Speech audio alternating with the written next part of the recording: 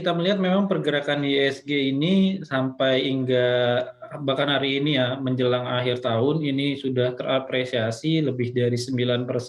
Hal ini memang, banyak sekali yang mendorong penguatan dari ISG. Kalau kita flashback gitu ya ke belakang, memang banyak sekali sentimen yang terjadi. Pertama memang yang masih menjadi, ibaratnya cermatan oleh investor adalah COVID-19, di mana COVID-19 pada awal tahun hingga bahkan kuartal kedua tahun 2021 itu kasus peningkatannya masih cukup tinggi sehingga memang dari pemerintah memberlakukan dari PPKM darurat. Sehingga tak heran bahwa pergerakan dari IHSG pun sempat terkoreksi di kisaran kuartal pertama hingga kuartal kedua.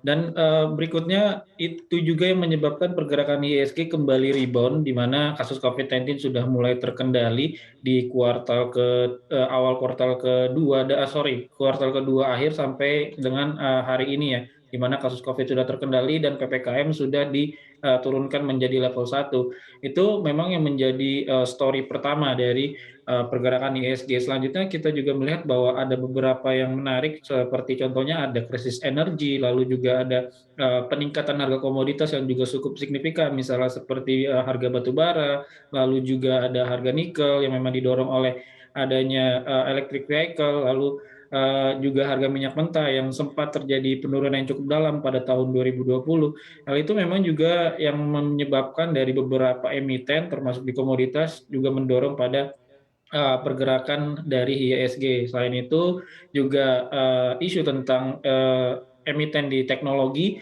juga ada di digital banking itu juga cukup meramaikan dari pergerakan pasar tahun 2021.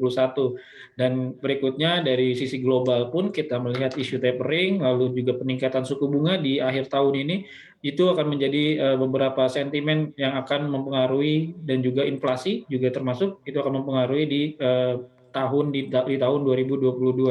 Jadi memang kalau ditanya bagaimana tahun 2021, ini memang nampaknya cukup menarik, bahkan hampir dibilang pergerakannya cukup volatile lah di tahun 2021 dia sempat ke level terendah di kisaran 5.000-nya dan lalu bahkan di level tertingginya pernah kita juga all time high di kisaran level 6.750-an untuk pergerakan ISG. Jadi kalau kami menilai ini menarik pergerakan ISG tahun 2021. Oke, nah di tengah penguatan IHSG sepanjang tahun ini, ada beberapa saham nih yang ternyata memberikan cuan yang sangat menggoda gitu ya. Ada yang juara pertamanya ada DCII, kemudian ada juga BBHI, ada BEPS, Tefas dan juga Bank. Nah sebetulnya ini penguatan kelima ini diantaranya aja ya. Ini sebetulnya apa saja sih Mas faktor yang membuat orang-orang ini justru lebih tertarik nih saham-saham ini? Iya, memang faktor pendorong utamanya adalah tentang isu untuk ini ya emiten di teknologi sendiri karena dari investor juga melihat bagaimana melihat ke depan yang memang ada potensi untuk perkembangan bisnis di teknologi digital dan hal itu juga yang menyebabkan bahwa menariknya dari saham-saham tersebut oleh investor. Dan kalau kita melihat sampai di tahun 2021 ini peningkatannya juga signifikan sekali ya, bahkan lebih dari 1.000% untuk saham-saham berbasis teknologi. Dan yang berikutnya dari digital banking, itu juga menarik dari minat masyarakat karena mereka menawarkan kemudahan dengan tidak perlu datang ke cabang-cabang ataupun juga ke beberapa gerai-gerai dari perbankan sendiri. Itu semua sudah tersedia di aplikasi sehingga kemudahan yang ditawarkan juga beberapa fitur-fitur yang menarik dari digital banking itu akan sampai tahun 2022 pun kami melihatnya akan masih terus bersaing ya untuk perbankan digital. Jadi yang menyebabkan dari saham-saham yang naiknya bahkan lebih dari 1.000% memang didorong oleh ada untuk isu teknologi juga digital banking. Selain itu juga ada aksi korporasi, misalnya dari merger and acquisition itu banyak sekali memang yang mendorong faktor-faktor terjadinya penguatan dari emiten tersebut yang bahkan signifikan untuk penguatannya. Kita akan beralih nih ke pertanyaan sosial media di Instagram @CNBC Indonesia. Dari Alcah Tista, melihat pergerakan ISG akhir-akhir ini, apakah window dressing tidak akan terjadi nih di tahun 2021 atau gimana, Min? Pertanyaan kedua dari @Dwinanto. Varian Omicron muncul lagi nih di Indonesia. Investor sudah main amankah? Sudah amankan profit di awal sebelum libur akhir tahun? Kemudian pertanyaan yang ketiga dari @Wahyu Jaju. Saham sektor batubara jadi perhatian. Produksi batubara kompak dinaikkan. Bagaimana nih dengan peluang sektor batubara di tahun 2022? Pertanyaan selanjutnya dari @budi99, bagaimana nih outlook sektor farmasi di tahun 2022? Langsung saja Mas Akil dijawab. Oke, ya mungkin yang pertama window dressing ya, karena ini yang juga banyak dipertanyakan oleh berbagai investor di mana apakah window dressing akan terjadi di tahun 2021 ini. Kami melihatnya dari MNC Sekuritas memang ada potensi walaupun potensinya kecil sekali ya dan bahkan rawannya adalah ini akan terjadi koreksi hingga nantinya di akhir tahun 2021 karena kami melihatnya ini sudah mulai terprice in ya di bulan November yang terjadi penguatannya juga cukup signifikan di bulan November, bahkan sempat menyentuh ke level all time high-nya. Jadi kami melihatnya kalau ditanya apakah window dressing ini akan terjadi, kecil kemungkinan dan bahkan malah rawan untuk terjadinya koreksi dari pergerakan IHSG itu sendiri, seperti itu.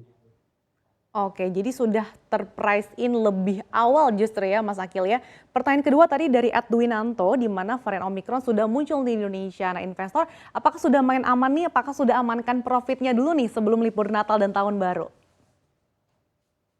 Ya, kalau tentang Omikron ya, kami melihatnya ini efeknya tidak begitu besar dengan varian COVID di sebelumnya yang kita tahu seperti varian Delta, yang memang kabarnya untuk Omikron tidak begitu separah ataupun juga bahkan lebih parah di varian Delta untuk dampak dari virus tersebut. Sehingga memang para investor agak lebih tenang dan tidak cenderung terlalu panik dengan yang terjadi pada varian Delta karena kita lihat juga tercermin oleh pergerakan IHSG yang koreksinya tidak begitu dalam setelah diumumkannya ataupun juga sudah mulai ada COVID Omicron yang masuk ke Indonesia. Kalau tidak salah sampai saat ini sudah ada 5 kasus ya dan hal itu juga menyebabkan bahwa pergerakan IHSG tidak terkoreksi yang cukup signifikan di akhir tahun ini ya seperti itu. Jadi kalau ditanya apakah memang ini cari aman dari para investor, tidak juga karena memang investor sendiri juga sudah menghitung bagaimana mengkalkulasi untuk terjadinya varian COVID Omicron itu tidak sebegitu besar dampaknya. Mungkin yang memang menjadi sentimen negatif adalah apakah dari pemerintah ini dapat menangani penularannya. Lalu berikutnya adalah dari kenaikan suku bunga yang memang sudah dilakukan oleh Bank of Eropa gitu. Jadi yang memang ke depannya adalah kenaikan suku bunga, lalu adanya tapering, lalu juga adanya inflasi yang memang menjadi cermatan investor ke depannya. Seperti Nah untuk tahun 2021 nih, jadi sektor ataupun saham apa nih yang menjadi bintangnya karena menyumbang penguatan IHSG yang hampir 10% secara year to date hingga saat ini dan 2022 gimana nih? Ya, kalau kita lihat memang yang paling juga cukup besar berdampak itu adalah dari sektor pasti ya banking ya. Nah, walaupun bankingnya adalah untuk di bank digital, misalnya seperti Arto yang memang memiliki market cap yang juga sudah cukup besar untuk di saat-saat seperti ini. Dan ini juga peningkatan di hari ini pun juga cukup lumayan 7% dari Arto. Dan untuk ditanya apa saja bintangnya ya itu sudah kita sempat bahas di mana saham-saham digital banking, lalu juga saham-saham berbasis teknologi itu yang memang mendorong dan ataupun juga kalau kita tadi sebut adalah bintangnya begitu ya untuk di tahun 2021 ini. Lalu kalau ditanya bagaimana saham-saham big caps. Nah, big caps ini kan juga kita lihat dari pergerakannya agak cukup lagging dan memang ada beberapa yang memang terjadi penguatan karena memang didorong oleh ada isu aksi korporasi segala macam dan right issue dan lainnya dan itu memang yang mendorong pergerakan harganya karena investor sendiri melirik kepada beberapa emiten yang bisa ataupun juga dilakukan profit taking secara cepat begitu ya.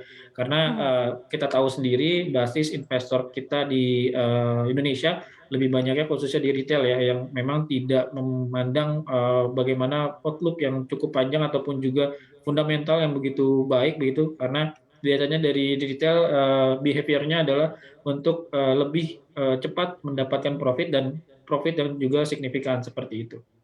Oke, kalau kita lihat secara year to date kan saham-saham yang ramai diburu oleh asing atau net buy sebetulnya ini big caps nih Mas, ada BBRI, TLKM dan juga BBCA, tapi ternyata penguatannya tidak sesignifikan saham-saham teknologi dan juga emiten-emiten yang terafiliasi dengan sektor perbankan digital. Nah, seperti apa sih Anda melihat prospeknya begitu? Apakah ini juga cukup prospektif di tahun 2022? Nah, kalau kita lihat, bagaimana di tahun 2022, bahkan yang memang, cukup menarik bagi kami sendiri adalah saham-saham big caps ya. Karena, setelah di tahun 2021 ini ditinggalkan begitu, kita lihat ini akan berpotensi untuk, adanya siklus perubahan dari sektoral, sendiri. Yang kita lihat memang beberapa emitennya yang, bahkan sempat tertinggal. Misalnya seperti di Unilever gitu, kita tahu kan, penurunannya juga cukup signifikan, di beberapa waktu belakangan ini. Kami melihatnya ini masih ada potensial upside ketika masuk tahun 2022 dan consumer, ataupun juga sektor consumer ini akan, cukup, berpotensi ya untuk terjadinya penguatan karena memang, pergerakan harganya sudah cenderung terjadi oversold dan beberapa emiten lainnya seperti, kita ketahui di, poultry ataupun juga di harga pokoknya yang di consumer cyclical ataupun juga non cyclical itu akan, kami melihat ada potensi untuk terjadi penguatan. Selain itu di big caps lainnya memang banking masih akan, terus, bertumbuh ya untuk perkembangan kinerja ataupun juga untuk di pergerakan harganya. Jadi, untuk para investor pun asing juga, terlihat, masih mencatatkan net buy di beberapa, saham perbankan pun juga di big caps itu karena memang memiliki fundamental yang cukup kuat, tidak, tergoyahkan oleh beberapa, ataupun juga terjadi koreksi tidak begitu signifikan dari Baik. saham-saham, yang big cap seperti itu.